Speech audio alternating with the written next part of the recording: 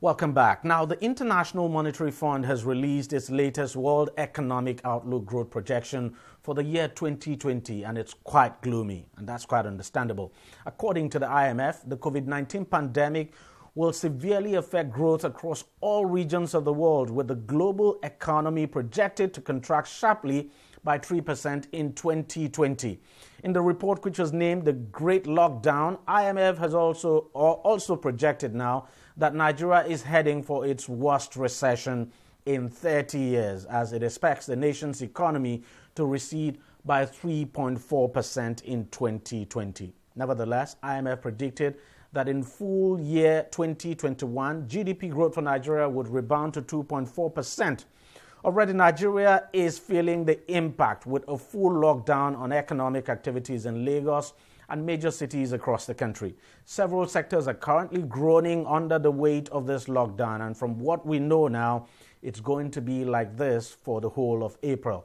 But no one can really predict what will happen beyond that. All right, let's discuss this issue further now. I'm now being joined on the program by Mr. Muda Yusuf, who is the Director General of the Lagos Chamber of Commerce and Industry. Thank you very much for joining us on the program. You saw the projections released by the IMF, and the one on Nigeria not so palatable at all. I mean, projecting that the economy will recede by 3.4% in 2020 and then make a rebound by 2.4% in 2021, all as a result of COVID-19. What's your take on that IMF projection, sir? Well, my take on the IMF projection is that it even looks a bit even more optimistic in my view. Because the situation with the Nigerian economy and the outlook for me is possibly even worse than that. Because here is an economy that is over 90% dependent on crude oil for its foreign earnings, and is almost 60 or more percent dependent on crude oil for its revenue. So we are faced with a crisis now where oil price as of today is just around even $20, in spite of all the efforts of OPEC and the rest. So that means that the key macroeconomic fundamentals of this economy has practically collapsed. So we are going to see a major contraction in the economy, and it's going to affect practically all aspects, practically all sectors of this economy. We are going to see a sharp depreciation in the currency. This will affect our manufacturing. A lot of them are import dependent. It will affect those who are in the distributive trade sector, which accounts for almost 15% of our GDP. It will affect them significantly. Of course, there's also the shock on the supply chain. I mean, that's the disruption of the supply chains as a result of this. But the most important impact for me is the impact that has come from oil price and the implication it has both for revenue, for our foreign exchange reserve, and for our exchange rate. And any shock coming from those directions has a way of hitting the economy very badly. So what we are likely to see. Sorry to interrupt, sectors sir. Sorry to interrupt, but if you looked at the adjustments made by the government, I mean, projected revenue now from oil has been significantly cut down to probably around 1.4 trillion. And the expectation is that the bulk of the revenue will come from the non-oil side, and the projection on that is over 5 trillion, sorry. So for oil is 1.4 trillion now. So with that kind of, with those figures now, isn't it clear that the government is obviously not banking on, the oil sector now, not banking on crude now, crude revenue now to drive the budget? You see, the economy is not just about the budget. The totality of federal government budget is probably less than 10% of our GDP. So it's not so much about the budget. In fact, if the budget is there, the impact of the budget on the economy is not that huge, because this economy is about 145.6 trillion naira. The budget is just about 10 trillion naira. And with the way things are going, we'll be lucky if we're able to get 60% of that implemented during the year. Absolutely. So the challenge here is the total macroeconomic systemic effect of what is happening to the economy.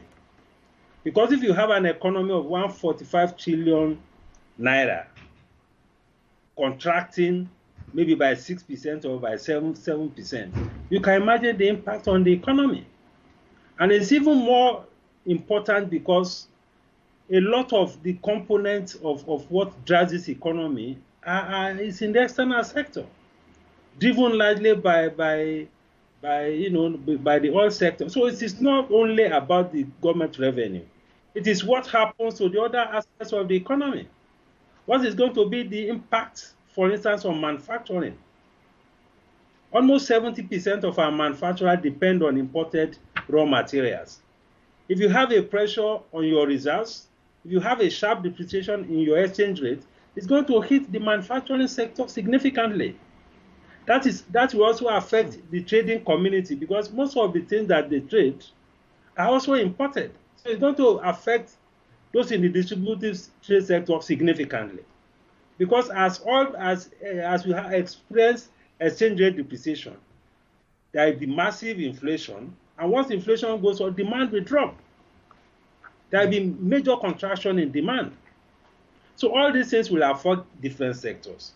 The maritime sector will also be affected, because the maritime sector thrives on the volume of trade. If you don't have the foreign exchange to import things, the maritime sector will be affected. We're also likely to see a large measure of liquidity problem in the foreign exchange market. So we have a whole lot of issues to deal with. And talking as an economy, we have been dealing with the issue.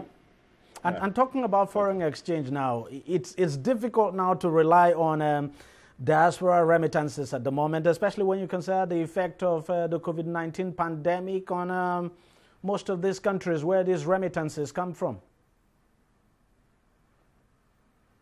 Well, it will be difficult. And generally, the nature of this pandemic is such that practically all parts of the global economy has been affected.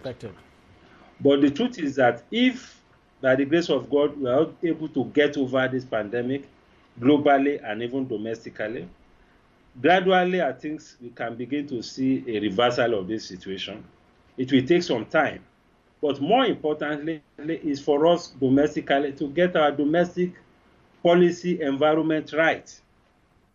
By the time we get over this storm, and if our policy environment is not right, we may still have challenges of some of these remittances. So it is important that our foreign exchange policy in particular is right, is market-driven, so that whatever remittances want to come into the country, whatever inflows of forex wants to come into this country, will come in freely without being constrained by our foreign exchange policy. These are the kind of things we need to put in place at a time like this, because we cannot, just as we are beginning to see, continue to rely on the oil sector for this inflows. Now, the country has been shut down now for over, it's for over 2 weeks, and we're looking at the next 2 weeks. So altogether, we're looking at 1 month, and at the end of the next 2 weeks now, we're still not sure what the government might decide to do. But do you think this economy can actually afford another extension, another lockdown at the end of the current lockdown that we have? I don't think we can afford it. I think we need to come up with a model that will allow the economy to continue to function, even if it is partially, while we deal with this pandemic. We cannot afford to continue to shut the economy completely as a solution to this pandemic.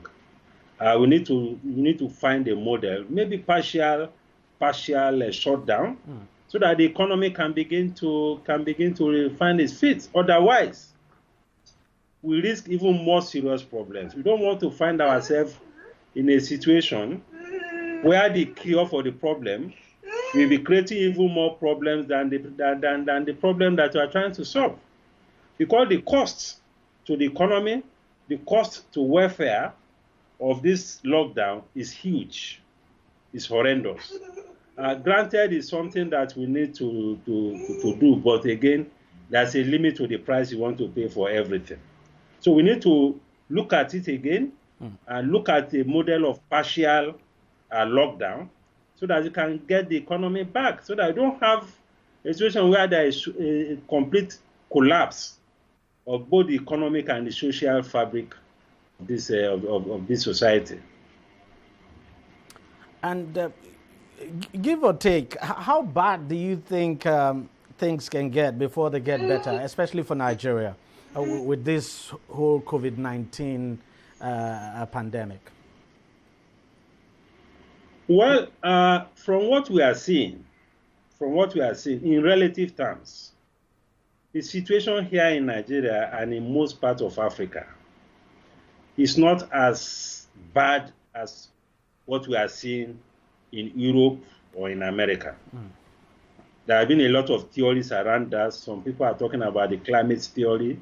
Some people are talking about all sorts of theories. But the reality is that the situation is not as bad here. And I think it's something that we can still continue to manage. This is not so much because of the capacity that we have demonstrated to be able to take care of some of these things. Perhaps there are some other factors. It could be genetic, it could be climatic, it could be whatever, but there are some other factors which I believe has been shielding us from the kind of rapid spread of this pandemic as we have been seeing in other parts of the world. So for me, I think the outlook is not as bad, even though it is increasing. But if we relate our population to the number of deaths that we are recording, we see that we are still in a relatively not too bad a position. Of course, it's bad enough to lose lives, but in relative terms, our situation is not that bad for whatever reason. I don't think it is that bad. So how quickly do you think the economy will, make a rebound, if you like, when this lockdown is eventually lifted? Do you think it's something that might take a month or two before things go back to normal? No, this one could take close to a year. Wow. Because a lot of things have been affected. Our macroeconomic fundamentals, in many cases, have even collapsed. And we are dealing with oil price situation now. We are not sure when that will end. So because of the fact that this has both a domestic and a global dimension, it will take close to a year, if not more, for us to get a total rebound. And in any case, not all businesses will be able to come back because some major adjustments will take place.